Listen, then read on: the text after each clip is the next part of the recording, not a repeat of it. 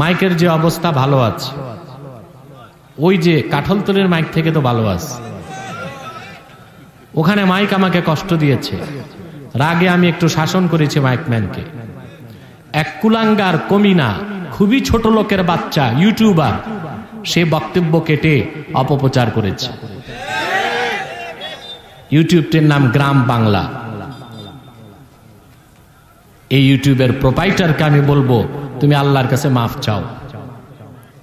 বিনা পয়সায় আল্লাহর গজব কেনার চেষ্টা করো না,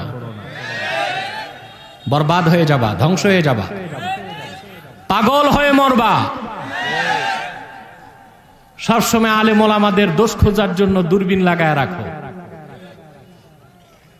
এটা মুমিনের কাজ নয়, এটা মুনাফিকের কাজ। ইউটিউবের মাধ্যমে আল্লাহর দ্বীনের খেদমত করা যায় যদি ইউটিউবারের সদিচ্ছা থাকে, আগ্রহ থাকে।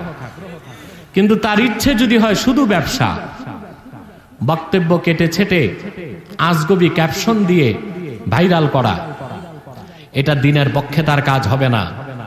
আলেম ওলামাকে প্রশ্নবিদ্ধ করার দ্বারা রাম বাম নাস্তিকদেরকে খুশি করা, এটা কোনো মুসলিম ইউটিউবারের কাজ হতে পারে না, মুনাফিকের কাজ।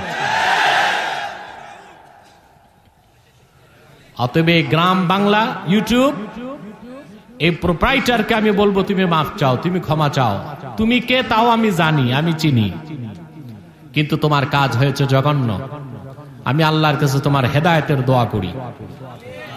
হেদায়েত যদি না থাকে, আল্লাহ যেন উত্তম ফায়সালা গ্রহণ করেন।